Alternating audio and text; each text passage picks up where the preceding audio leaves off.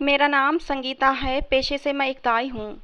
मैंने अपनी ज़िंदगी में मुश्किल से मुश्किल केस हल किए हैं, लेकिन आज मैं आपको बहुत ही अनोखे केस के बारे में बताने जा रही हूँ। दरअसल ये आज से लगभग 10 साल पहले की बात है। मैं अपने मोहल्ले की बड़ी मशहूर दाई हुआ करती थी। मेरे अंदर ये ख़ास बात थी कि मैं हर एक इंसान का राज जानती थी। मैंने कभी किसी के साथ बिना मतलब के कोई बात नहीं की थी। अपना काम करती और घर वापस आ जाती थी। लोग अपनी खुशी से जो पैसे दे देते उन्हें रख लेती थी। ज़्यादा पैसों के लालच में नहीं पड़ा करती थी। लोग मुझसे कहते कि तुम्हारे हाथों में भगवान ने जादू दे रखा है। तुम जिस औरत का भी केस करती हो वो जल्दी ही सेहतमंद हो जाती है और एक सेहतमंद बच्चे को जन्म देती है। लोगों के मुंह से ये बातें सुनती तो भगवान का धन्यवाद करती थी और उसके चरणों में गिर जाती थी। मुझे लगता था कि भगवान ने मुझ पर ये अपनी कृपा दृष्टि इसलिए की है क्योंकि मैंने बहुत सी लड़कियों को बदनाम होने से बचाया है। बहुत बार ऐसा हुआ है कि बच्चियां प्यार मोहब्बत के जाल में फंसकर कोई गलत कदम उठा लेती हैं और फिर उसके बाद उम्मीद से हो जाती थीं। अब जब लड़की की माँ को अपनी बेटी की गलती का पता चलता था तो वो यही चाहती थी कि ये बच्चा इस दुनिया में न आने पाए, मगर मैं ऐसा करने से इनकार कर देती थी क्योंकि मुझे मालूम था कि भगवान को ये बिल्कुल भी पसंद नहीं। उसने जिस इंसान को दुनिया में भेजना है उसे दुनिया में आने से रोकने के लिए हमारा कोई हक नहीं बनता। और मैं मासूम बच्चे को दुनिया में आने से पहले ही कैसे ख़त्म कर सकती थी और मैं उस छोटे मासूम बच्चे की जान बचा लिया करती थी। मैं कहती थी कि बेटी तुम 9 महीने तक ये बच्चा अपने पेट में रखो, अपनी प्रेगनेंसी को सबसे छुपा कर रखो। 9 महीने के बाद ये बच्चा तुमसे लेकर मैं किसी ऐसे ख़ानदान को दे दूंगी जिसको बच्चे की बहुत ज़्यादा ज़रूरत होगी। वो इस बच्चे का ख्याल रखेगा और उससे प्यार करेगा। उसकी बेमौत करने से अच्छा है कि हम ये बच्चा किसी ज़रूरतमंद को दे दें। लड़की की माँ जब राजी हो जाती थी तो फिर मेरे लिए आगे का काम आसान हो जाता था। कहते हैं कि दुनिया में कोई भी बगैर लालच के कोई काम नहीं करता। हर इंसान वही करता है जिसमें उसका फ़ायदा होता है। मैं ये जो बच्चे लेती थी इन्हें बचा तो लेती थी और वो मैं एक बहुत ही बड़े बंगले में रहने वाली गंगा मौसी को दे आती थी। वो बहुत ही अच्छी औरत थी। वो हर समय भगवान की पूजा पाठ में लीन रहती थी। मैं उनसे सिर्फ इतना जाकर कहती थी कि कुछ दिनों में एक नया मेहमान आने वाला है, आप लेना चाहती हैं तो फिर बताएं। गंगा मौसी मुझसे उसी समय पैसों की बात कर लेती थीं। वो कहती कि मैं तुम्हें इतने पैसे दूंगी, आगे फिर मैं बच्चा किसी ऐसे जोड़े को दे दूंगी जो अभी तक औलाद की खुशी से दूर है और औलाद की खातिर तरस रहा है। एक दिन मैंने गंगा मौसी से पूछा कि आप इतना सब क्यों करती हैं? आप मुझे पैसे दे देती हैं मगर आगे बच्चा फ्री में ही किसी को दे देती हैं। तो मौसी मुस्कुरा दी। वो कहने लगी, मैंने तो दुनिया को परख लिया है, देख लिया है। मैंने अपनी उम्र में हर खुशी देख ली है। मेरे पास भगवान का दिया सब कुछ है। मैंने अपनी ज़िंदगी को पूरे एंजॉय के साथ जी लिया है। अब मेरे मन में किसी तरह का कोई लालच नहीं है। अगर अभी अच्छा काम करूंगी तो भगवान को मेरा ये अच्छा काम पसंद आएगा और मरने के बाद मेरी यही अच्छाई मेरे काम आएगी। इसीलिए मैं ये अच्छा काम करती हूँ। तुम देख रही हो ना, तुमने मेरे कहने पर कितने बच्चों को बचा लिया है। ये सारे अच्छे कर्म मेरे ही खाते में लिखे जाएंगे। और जब किसी भी औलाद जोड़े को मैं बच्चा देती हूँ तो वो मुझे कितनी दुआएं देता है और उन दुआओं को सुनकर मैं बहुत खुश होती हूँ। मैं मौसी की बात सुनकर दंग रह गई थी। मैं बोली, मैंने आप जैसी औरत आज तक अपनी ज़िंदगी में नहीं देखी। आप बहुत ही अच्छी हैं। मौसी कहने लगी, तुम बेकार में मेरी तारीफ़ मत करो। मैं ये सब दुनिया की तारीफ़ें बटोरने के लिए नहीं करती। मुझे तो बस अपने भगवान को खुश करना है। मौसी की बात सुनकर मैं मुस्कुराई थी और बोली, मौसी आप तो भगवान को खुश कर रही हैं और मुझे दुनिया के फायदे के लिए लगा रखा है। वो कहने लगी, तुम चिंता ना करो, तुम्हें भी इसका पुण्य जरूर मिलेगा। हम दोनों ही पुण्य के हकदार हैं। इसी तरह काम करते हुए पुण्य भी मिल रहा था और पैसा भी मिल रहा था। अब तक मैं लगभग 30 बच्चे मौसी को दे चुकी थी, यानी कि मैं 30 बच्चों की जान बचा चुकी थी। मैंने उन बच्चों का राज रखा था जिन्हें लड़कियों से गलती हो गई थी। वो सब मेरी इज्जत करती थीं। मैंने उनकी बदनामी होने से बचा ली थी। अब तो ऐसा होने लगा था कि लोग मुझे दूर दूर से बुलाने आते थे और मुझे भारी भरकम पैसे भी देते थे। धीरे धीरे मेरे घर के हालात अच्छे होते जा रहे थे। दरअसल मैं एक विधवा औरत हूँ जिसके ऊपर जवान बेटी का बोझ है। मैं उसे डॉक्टर बनाना चाहती थी लेकिन मेरे पास पैसा नहीं था। सच कहूँ तो हमारा गुजारा बड़ी मुश्किल से होता था।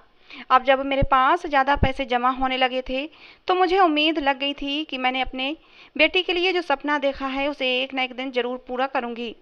दिन हो या रात मैं हर समय अपने काम में लगी रहती थी। और फिर एक रात मेरे साथ बहुत ही अजीब हादसा हुआ था। लगभग 1:30 बजे हमारे घर के दरवाजे पर किसी ने दस्तक दी थी। मैंने दरवाज़ा खोला तो लगभग 7-8 साल की मासूम सी बच्ची खड़ी थी। मुझे देखकर कहने लगी, क्या आपका नाम संगीता दाई है? मैंने जल्दी से हाँ में सिर हिला दिया। वो कहने लगी, आप मेरे साथ चलें, मुझे आपकी बहुत ज़रूरत है। मैं हैरान रह गई थी। मैं बोली, बेटा क्या समस्या है? उसने हमारे घर के साथ वाले खेत की तरफ इशारा किया था। कहने लगी, वहाँ एक औरत है जिसे आपकी ज़रूरत है। मैं उसकी बात सुनकर थोड़ा घबरा गई थी। किसको मेरी ज़रूरत है? मैंने उससे पूछा। वो कहने लगी, वो एक औरत है, वो वहाँ है। उसने फिर खेत की तरफ इशारा किया। मैंने पूछा, क्या वो औरत तुम्हारी माँ है? तो फिर उसने नाम में सिर हिला दिया और बोली, वो एक अनजान औरत है, उसे आपकी ज़रूरत है, वो एक बच्चे को जन्म देने वाली है। मैं हैरान थी कि इतनी छोटी बच्ची को ये सारी बातें कैसे पता। मैं बोली, बेटा तुम कहाँ से आई हो? तो वो कहने लगी, मैं तो यहीं रहती हूँ। उस बच्ची की बातें सुनकर मैं घबरा गई थी, क्योंकि मैं इस मोहल्ले में पिछले 17 सालों से रह रही थी और मैं तो ऐसी कोई बच्ची अपने मोहल्ले में नहीं देखी थी, ना ही हमारे घर के पास वाले खेत में कोई औरत रहती थी। मैं बोली, तुम किसके साथ आई हो यहाँ पर? वो कहने लगी, मैं अकेली ही आई हूँ। ये बात सुनकर मेरा ऊपर का सांस ऊपर और नीचे का नीचे रह गया था। मुझे बहुत ज़्यादा घबराहट होने लगी थी।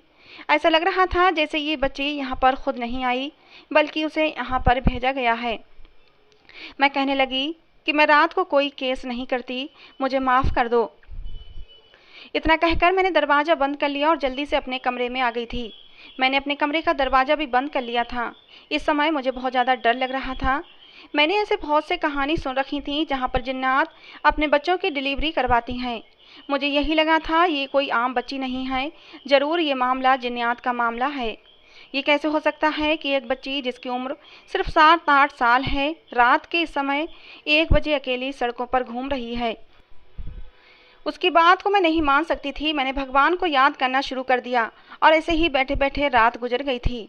अगली सुबह मैंने मोहल्ले में निकलकर उस बच्ची की तलाश की थी और इर्द गिर्द सबसे पूछा भी था, क्या आपने रात में किसी लड़की को देखा था? तो सबने इनकार कर दिया था। यानी वो जो कोई भी थी वो सिर्फ और सिर्फ मेरे दरवाजे पर ही आई थी। मैंने ये भी मालूम करवाया था कि रात में किसी के घर कोई डिलीवरी का केस था या नहीं, मगर इस बार भी मुझे सबने ना में ही जवाब दिया था।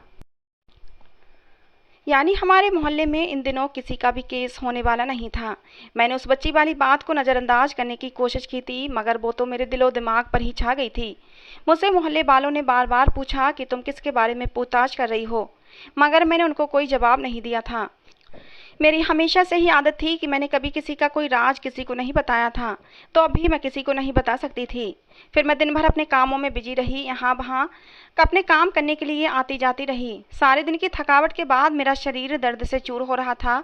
घर आई तो बेटी ने चाय बना कर दी और कहने लगी, मम्मी अब रात के समय काम मत किया करें, आप दिन में कर लेती हैं, यही बहुत है। आप अपनी सेहत का ख्याल रखा करें, मुझे आपकी ज़रूरत है, ऐसा ना हो कि आप अपनी सेहत ख़राब कर लें। मैंने सिर हिला दिया और बोली, हाँ बेटा अब मैं ऐसा ही करूँगी। मैंने भी सोच लिया था कि रात की ड्यूटी अब नहीं क्या करूँगी। हम दोनों ने मिलकर खाना खाया और उसके बाद मेरी बेटी सोने चली गई। थोड़ी देर के बाद मैं भी सो गई थी। आधी रात का समय था जब मेरे घर के दरवाज़ा फिर से बजने लगा था। मैं कुछ भी सोचे समझे बिना ही दरवाजे पर चली आई थी। नींद में थी इसलिए कल वाली बच्ची का ख्याल नहीं आया था। मैंने दरवाज़ा खोला तो सामने उसी बच्ची को देखकर मैं दंग रह गई थी। उसकी आंखें इस समय बड़ी उदास लग रही थीं। वो कहने लगी, आप मेरे साथ चलें, उधर खेतों में एक औरत है, उसे आपकी ज़रूरत है। मैं उसको देखकर बहुत ज़्यादा घबरा गई थी। दिल में अजीब अजीब से डर सर उठाने लगे थे। मैं बोली, बेटा मैं रात के केस नहीं करती, तुम ऐसा करो कि किसी और को बुला कर ले जाओ। वो लड़की कहने लगी कि मैं जानती हूँ आप रात के समय भी केस करती हैं, मुझे सब जानकारी है। उस लड़की की ये बात सुनकर मेरी जान ही निकल गई थी। मैं बहुत ज़्यादा घबरा गई और बोली, हाँ हाँ पहले जाया करती थी, लेकिन अब तबीयत की खराबी की वजह से नहीं जाती, इसीलिए मैं तुमसे माफ़ी मांगती हूँ। इतना कहकर मैंने अपना दरवाज़ा बंद कर लिया और अपने कमरे में आकर बैठ गई थी। मैं बार बार उसी के बारे में सोच रही थी। अगली सुबह मोहल्ले में निकली थी। मैंने लोगों से पूछा तो नहीं, मगर खुद ही इधर उधर मैं खोजबीन करने की कोशिश करने लगी थी। आखिर वो लड़की मेरे घर आती है तो वो कौन है, कोई मुझे सुराग नहीं मिल सका था।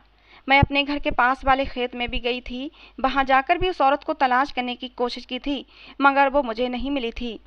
मेरे दिल में अजीबोगरीब ख्याल आने लगे थे। न जाने वो औरत कौन थी, क्या उसे सच में मेरी ज़रूरत थी? मुझे उसका साथ देना चाहिए था। मैं बेकार में ही डर गई थी। मैंने खुद को ही कोसना शुरू कर दिया था। मैंने आज तक हर किसी का साथ दिया था। न जाने क्यों मैं उस औरत का केस नहीं कर सकी। पता नहीं क्यों मेरे दिल में डर बैठ गया था। मैं सारा दिन इधर उधर घरों में जाती रही और अपना काम करती रही।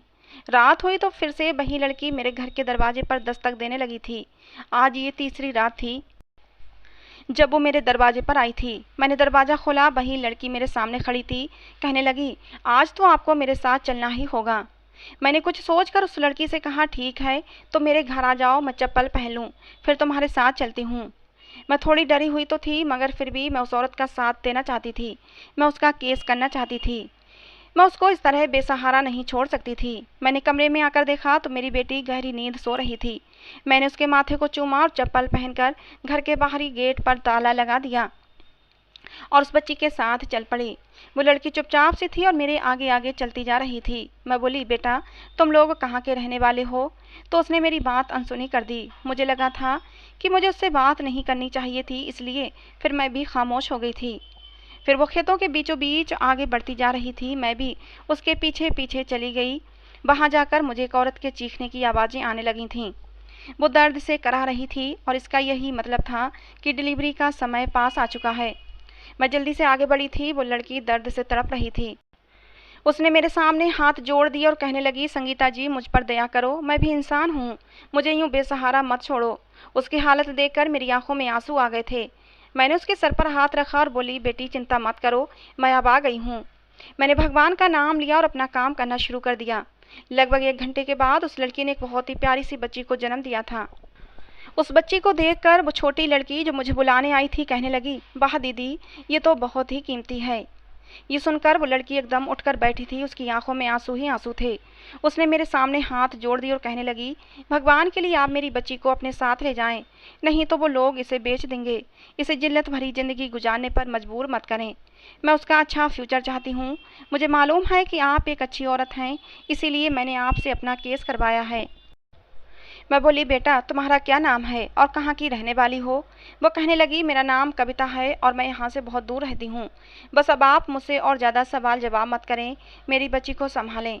मैं बोली, ठीक है, मैं तुम्हारी बच्ची का ख्याल तो रखूँगी, मगर ऐसा ना हो कि कुछ समय के बाद तुम आकर मुझसे अपनी बेटी के बारे में सवाल जवाब करने लगो। वो कहने लगी, नहीं नहीं, बल्कि आज मैंने अपनी बेटी आपके हवाले कर दी है। अब मैं कभी भी इसके बारे में आपसे कोई सवाल जवाब नहीं करूँगी। मैं अपनी बच्ची को उसके अच्छे फ्यूचर के लिए भूल जाऊंगी। मैं सोच लूंगी कि मैंने किसी बच्चे को जन्म ही नहीं दिया है। ऐसा कहकर उस लड़की ने अपनी बच्ची के सर पर हाथ फेरा और फिर उसके माथे को चूमते हुए बोली, इसका ख्याल रखना। मैंने वो बच्ची उसकी गोद से ले ली। फिर उस लड़की के सर पर हाथ फेर कर कहा, अपना ख्याल रखना। वो लड़की बोली, आप मेरी चिंता मत करें, बस आप मेरी बच्ची को लेकर यहाँ से जल्दी चली जाएं। मैंने उसकी बात मान ली थी। जैसे ही मैं आगे बढ़ने लगी तो मुझे ऐसा महसूस हुआ जैसे ज़मीन की खुदाई हो रही हो। मुझे ये बात बहुत ही अजीब लगी थी। मैंने पीछे मुड़कर देखा तो वो औरत जिसका मैं अभी अभी केस करके आ रही थी, वो ज़मीन को खोद कर एक छोटा सा गड्ढा बना रही थी। ये बात मुझे परेशान कर रही थी कि आखिर वो लड़की गड्ढा क्यों खोद रही है। जब मैंने उससे इस बारे में पूछा तो वो कहने लगी कि ये मेरी बच्ची की कब्र है। मैं किसी को भी अपनी बेटी के बारे में नहीं बताऊंगी। अगर कोई मुझसे पूछने आएगा कि आपका बच्चा कहाँ है तो मैं कह दूंगी कि वो पैदा होते ही मर गई है। फिर वो लड़की कहने लगी, बस आप मेरी बच्ची का नाम नैना रखना, क्योंकि मैंने पहले ही सोच लिया था कि मैं अपनी बेटी का नाम नैना रखूंगी। मुझे उस समय उस लड़की पर बहुत दया आई थी। मैंने उसकी बात में सर हिला दिया और अपने घर की तरफ आ गई। मुझे बहुत ज़्यादा हैरत थी कि लड़की वो ऐसा क्यों कर रही थी। उस पर तरस भी आ रहा था कि न जाने वो किस चीज़ से इतनी ज़्यादा डरी हुई थी कि वो इतना बड़ा कदम उठाने पर मजबूर हो चुकी थी। खैर, मैंने उस नन्ही सी बच्ची को अपने घर ले आई, उसको नहलाया धुलाया, साफ सुथरा किया। अब मुझे सुबह का इंतजार था, क्योंकि मैं वो बच्ची मौसी को देने का इरादा रखती थी। सुबह मैं मौसी के घर गई और उनसे कहा कि मैं एक छोटी सी बच्ची को लेकर आई हूँ, क्या आप ये मुझसे लेकर पुण्य का काम करना चाहती हैं? मौसी ने मुझे हैरत से देखा। वो कहने लगी, तुम्हारे पास ये बच्ची कहाँ से आ गई? तुमने तो पहले मुझे इसके बारे में बताया ही नहीं कि तुम्हारे मोहल्ले में कोई औरत बच्चे को जन्म देने वाली है। तब मैं बोली थी कि अचानक ही ये केस मेरे पास आ गया। इस बच्ची की माँ ने मुझसे कहा कि मेरी बेटी को आप ले जाएं, ये मेरे पास सुरक्षित नहीं है, आपके पास सुरक्षित रहेगी। और तब मुझे आपका ख्याल आया था क्योंकि आपसे ज़्यादा सुरक्षित ठिकाना मेरी नज़र में कोई और था ही नहीं। मेरी बात सुनकर मौसी मुस्कुराई थीं और कहने लगीं, तुम इस लड़की को बिल्कुल सही जगह पर ले आई हो। फिर उन्होंने मुझे पैसे दिए और नैना को मुझसे ले लिया। मैं बहुत खुश थी। अब मैंने वापस जाते समय उस बच्ची के माथे को चूमा था।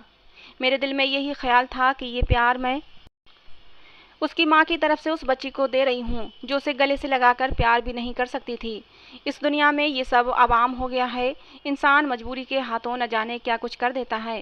खैर, मैं घर चली आई थी। मेरी बेटी भी कॉलेज गई हुई थी और मैं आराम करने लगी। आज सारा दिन कोई केस नहीं आया था। रात होते ही मैं जल्दी सो गई थी और फिर रात को मैंने सपने में नैना को देखा था। सपने के पहले हिस्से में तो नैना बच्ची ही थी, मगर फिर धीरे धीरे वो बड़ी हो गई थी। यहाँ तक कि वो बोलने लगी थी और मुझसे कहने लगी, आपने मेरे साथ अच्छा नहीं किया। मेरी माँ ने तो आप पर भरोसा करके मुझे खुद से अलग कर दिया था कि आप मुझे एक अच्छा फ्यूचर देंगी, मगर आपने मेरा ख्याल नहीं किया। अभी भी समय है, मुझे जालिमों के शिकंजे से बचा लें। ये सपना देखते ही मैं हड़बड़ाकर उठी थी।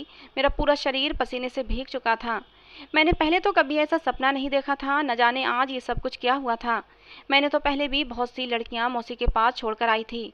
मैं सोचने लगी कि कहीं कविता की अमानत में कहीं कोई गलत हाथों तो नहीं सौंप आई थी। उसने तो मुझे अपनी बच्ची इसलिए दी थी कि मैं उसकी परवरिश करती, जबकि मैंने तो उसे अपने लालच के चलते किसी और को दे दिया था। कहीं मैंने उसे किसी गलत हाथों तो नहीं पहुंचा दिया था। लेकिन मैंने तो उसे मौसी के सुपुर्द किया था और वो बहुत ही अच्छी औरत थीं। हर वक्त भगवान को याद करती रहती, उनका नाम जपती रहती थीं और वो तो ये सब पुण्य कमाने के लिए कर रही थीं। मैं सारा दिन यही सब कुछ सोच सोच कर परेशान होती रही थी। लेकिन फिर मैंने सर झटका। मैंने सोचा कि ये सपना मुझे बस ऐसे ही आ गया होगा। आज का पूरा दिन मेरे लिए बहुत ही बिजी था। मुझे 3-4 घरों में जाना पड़ा था। आराम करने का बिल्कुल भी समय नहीं मिला था। रात होते ही मैं सोने के लिए लेट गई थी। मैं बड़ी गहरी नींद में सोई हुई थी जब मुझे फिर से नैना सपने में नजर आई थी।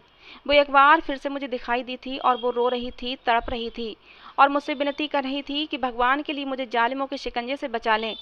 ये सपना दोबारा देखने के बाद मैं बहुत ज़्यादा परेशान हो चुकी थी। मुझे समझ नहीं आ रहा था कि मुझे क्या करना चाहिए। खैर, मैंने सोच लिया था कि मैं सुबह मौसी के घर जाकर उस बच्ची के बारे में जानकारी हासिल करूंगी।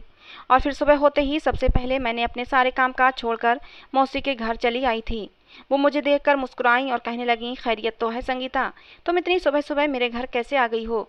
क्या मेरे लिए कोई और खुशखबरी लाई हो? मैंने नामे सिर हिला दिया और बोली, दरअसल मैं आपसे नैना के बारे में पूछने आई हूँ। वो बच्ची कैसी है और इस समय कहाँ है? मौसी मुस्कुराई और कहने लगी, चिंता ना करो, वो बिल्कुल ठीक है। इस वक्त वो बहुत ही सुरक्षित हाथों में है। दरअसल बहुत लंबे समय से मेरी नज़र में एक बेऔलाद जोड़ा था। मैंने वो बच्ची उन्हें दे दी है। वो जोड़ा बहुत ही दुआएं दे रहा था हमें। मुझे विश्वास है कि हमारे इस काम से भगवान खुश हुआ होगा। मैं बोली, मौसी आपने ये तो बहुत ही अच्छा किया, मगर मैं एक बार नैना से मिलना चाहती हूँ। मौसी मेरी तरफ हैरत से देख रही थीं। वो कहने लगी, आज तक तुमने मुझे न जाने कितने बच्चे दिए हैं, मगर कभी ऐसा नहीं किया। आज तुम्हें क्या हो गया है कि तुम 2 दिन के बाद मेरे पास चली आई हो? मैंने कहा, मौसी नैना की माँ बड़ी मजबूर थी। वो अपनी बच्ची को खुद से जुदा नहीं करना चाहती थी। बस इसीलिए मुझे रह रहकर उसका ख्याल आता है। एक बार उसे अपनी नज़रों से देख लूँगी तो मुझे तसल्ली हो जाएगी। मेरी ये बात सुनकर मौसी के माथे पर बल पड़ गए थे। वो कहने लगी, तुम्हारा क्या मतलब है? क्या मेरे पास बच्ची सुरक्षित नहीं है? मैंने आगे उसे सुरक्षित हाथों में सौंप दिया है। क्या तुम इस बात से तसल्ली नहीं करती हो? क्या तुम मुझ पर शक करने लगी हो? ऐसी बात है तो तुम मुझे मेरे पैसे वापस कर दो, मैं वो बच्ची तुम्हें मंगवा देती हूँ। ये बात सुनकर तो मैं घबरा गई। मैं बोली, नहीं मौसी, ऐसी तो कोई बात नहीं है। आप तो बेकार में ही नाराज़ हो गई। बस मैं तो एक नज़र उस बच्ची को देखना चाहती थी। आप प्लीज़ मेरी मुलाकात उस बच्ची से करवा दें। मेरी जिद देखकर मौसी कुछ सोचने लगीं, फिर बोली, चलो ठीक है, मैं कुछ करती हूँ। मैं उस औरत को फ़ोन करके उसे घर पर ही बुला लूँगी, फिर तुम तसल्ली से नैना से मिल लेना। ये सुनकर मैं खुश हो गई थी और मौसी कहने लगी, तुम कल सुबह 10 बजे आ जाना, मैं तुम्हारी मुलाकात नैना से करवा दूंगी। मैंने हाँ में सिर हिलाया और घर वापस आ गई थी। उसके बाद मुझे मोहल्ले के केस वगैरह देखने जाना था, तो सारा दिन इसी में बिजी रही। मगर जैसे ही रात हुई मुझे फिर से नैना सपने में नजर आई थी। वो आज भी रो रही थी और कह रही थी, मुझे जालिमों के शिकंजे से बचा लें, मैं बिल्कुल भी अच्छी जगह पर नहीं हूँ। ये बात भी मुझे परेशान कर रही थी। फिर मैंने सोचा कि सुबह मेरी मुलाकात नैना से हो ही जाएगी। सुबह 10 बजने से पहले ही मैं मौसी के घर चली गई थी। मेरे जाने के आधे घंटे के बाद एक औरत नैना को लेकर आई थी। कहने लगी, संगीता, मैं तो सुबह शाम दिन रात उठते बैठते आपके लिए दुआएं करती हूँ। आपकी बदौलत मुझे भगवान ने इतनी प्यारी सी बच्ची दी है। मेरा पति तो मुझे तलाक देने के लिए तैयार था, मगर अब हमने ये बच्ची अडॉप्ट कर ली है तो मेरा पति मुझे नहीं छोड़ेगा। मैं आपको बहुत ही दुआएं देती हूँ। मुझे लगता है कि भगवान भी आपसे बहुत खुश होगा। मैंने उस औरत की बातें सुनी और मुस्कुराकर कहा कि आप उसका बहुत ही अच्छे से ख्याल रखना। वो कहने लगी, मैं इस बच्ची का अपनी जान से भी ज़्यादा ख्याल रखूंगी और उससे प्यार करूंगी। आप ख्याल रखने की बात तो बिल्कुल ही ना करें, मैं तो इसे अपनी हथेली का छाला बनाकर रखूंगी। मैंने मौसी से कहा कि अब मुझे तसल्ली हो गई है, ये बच्ची सच में अच्छी औरत के पास है। अब मैं जा रही हूँ। मौसी ने मुझे जाने की इजाज़त दे दी तो मैं उनके घर से निकल आई थी। रास्ते में मुझे कुछ ख्याल आया कि एक बार मुझे उस औरत का नंबर ले लेना चाहिए था, जिससे कि उस औरत से मैं नैना की खैर खबर लेती रहूं। इसलिए उल्टे कदमों वापस मुड़ गई थी। मौसी और वो औरत अभी हॉल में ही बैठे हुए थे, इसलिए मैं भी हॉल की तरफ बढ़ गई थी। तब मुझे उस औरत की आवाज़ आई थी जिसने नैना को अडॉप्ट किया था। वो कहने लगी कि ये लड़की तो बहुत ही भाग्यवान है। कल ही हमारी एक वर्कर की गोद में से देकर मांगने के लिए भेजा था। आप विश्वास करें, वो लड़की 30,000 जमा करने में कामयाब हो गई थी। एक दिन में ही 30,000 कमाना कोई आसान बात नहीं। मौसी हंसी थी और कहने लगी, तुम चिंता न करो, मैं यूं ही दाई संगीता को पैसों का लालच देकर ये काम करवाती रहूंगी, फिर हम अपने बिजनेस को बढ़ाते रहेंगे। मौसी आगे कहने लगी, मैंने पिछले दिन जो लड़का तुम लोगों को सौंपा था उससे क्या काम ले रहे हो?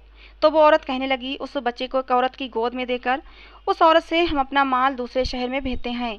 औरत बच्चे को रास्ते भर रुलाती ले जाती है और उसके रोने की वजह से कोई भी रास्ते में उस औरत की चेकिंग नहीं करता, जिससे कि हमारा माल आसानी से दूसरे शहर में पहुंच जाता है। मौसी की बातें सुनकर मैं थर थर कांपने लगी थी। मैं तो मौसी को बहुत ही अच्छी औरत समझती थी, फिर वो ये काम सब कैसे कर सकती थी। मैं जल्दी से उल्टे कदमों घर से वापस निकल आई थी और भागती हुई पुलिस स्टेशन पहुंच गई थी और फिर मैंने उन्हें सारी कहानी बता दी। पुलिस ने मेरे नाम से FIR दर्ज कर ली थी और फिर मौसी समेत उसके पूरे गिरोह को पकड़ लिया था। बाद में पता चला था कि हमारे शहर में कम से कम 50% जुर्म की जड़ मौसी ही थीं। वो मेरे अलावा और भी दाइयों से बच्चे लेती थीं और उन्हें अपने काम के लिए इस्तेमाल कर रही थीं। किसी से भीख मंगवाती थीं तो किसी के जरिए अपना माल दूसरे शहर पहुंचवाती थीं। इसके अलावा भी बहुत ही घिनौने काम करवा रही थीं। पुलिस ने सारे ही बच्चे अनाथ आश्रम में पहुंचा दिए थे, लेकिन नैना को मैं अपने साथ अपने घर ले आई थी। मैंने नैना की परवरिश अपनी बेटी की तरह की। मुझे पता चला कि नैना एक तवाइफ की बेटी थी और कविता बिल्कुल नहीं चाहती थी कि उसकी बेटी भी उसके धंधे में आए। इसीलिए वो डिलीवरी के समय जंगलों में पहुंच गई थी और वहां जाकर जंगलों में छुप गई थी और फिर बच्ची को जन्म दिया तो फिर अपने ठिकाने पर चली गई थी। नैना सच में ही बहुत ही खुशकिस्मत बच्ची साबित हुई थी। उस बच्ची के जरिए मुझे भगवान से माफ़ी मांगने का मौका मिला था। उस बच्ची की अच्छी परवरिश करने के बाद मुझे लगता है कि भगवान मुझे माफ़ ज़रूर कर देता। हो सकता है भगवान ने नैना को मेरे पास इसलिए भेजा हो कि उसके जरिए मैं मौसी का पर्दाफाश कर सकूं और बच्चों को उसके जुल्मों के शिकार से बचा सकूं। आज मैं नैना को अपनी बेटी की तरह पाल रही हूँ। नैना धीरे धीरे बड़ी हो रही है और मुझे ही अपनी माँ समझती है। आज मैं गर्व से सर उठाकर कह सकती हूँ कि मैं 2 बेटियों की माँ हूँ। तो दोस्तों, आज की हमारी ये कहानी आपको कैसी लगी कमेंट बॉक्स में ज़रूर बताना। एक प्यारा सा कमेंट जरूर करना। कहानी पसंद आई हो तो प्लीज़ लाइक करना।